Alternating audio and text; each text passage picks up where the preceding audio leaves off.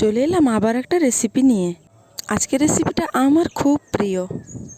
যে কোনো শাক তো আমার খুবই প্রিয়। ঘরের বাগানে দেখো কত কুমড়ো শাক হয়েছে। যতটুকু আমার প্রয়োজন হবে কুমড়ো শাকগুলো কেটে নিচ্ছি। তবে হ্যাঁ, এখানে নরম নরম ডাঁটা দেখেই নিচ্ছি। দেখো বেশ অনেকটা কাটা হয়ে গেছে।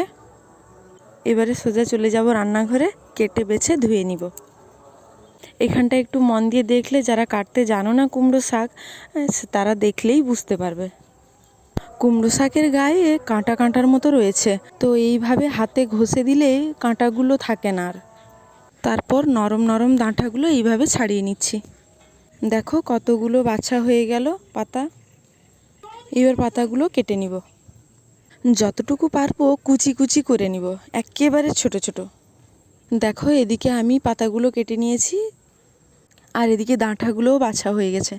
কতগুলো ডাঁটা হয়েছে দেখো। তবে হ্যাঁ, এতগুলো শাক আমি রান্না করব না, যেহেতু এটা সময় লাগে খুবই এই শাকটা বাছতে, তাই সেদিন সময় ছিল তাই একটু বেছে নিয়েছিলাম বেশি করে। যতটুকু লাগবে দেখো ধুয়ে এনেছি। এবার ধুয়ে দিয়ে দিয়েছি কড়াইতে শাকটা দেওয়ার পরে দিয়ে দিচ্ছি পরিমাণ মতো লবণ। এবার অল্প পরিমাণে জল দেব, যেহেতু ডাঁটাটা সেদ্ধ হবে তাই। এবার দিয়ে চাপা দিয়ে সেদ্ধ করে নিব। এইদিকে দেখো রসুন, পেঁয়াজ, কাঁচা লঙ্কা আমি কেটে বেছে রেখেছি। এই রসুনটা থেতো করে নিব। দুই একবার মাঝে মধ্যে ওলট পালট করে দেব। তোমরা চাইলেই এখানে ডাঁটা না দিতে পারো। ডাঁটা আমাদের খুবই ভালো লাগে খেতে, বাড়িতে সবাইও খায়, তাই এই শাকের মধ্যে ডাঁটা দিয়েছি। আর এই ডাঁটাগুলো শক্ত ডাঁটা নয়, অনেকটাই নরম।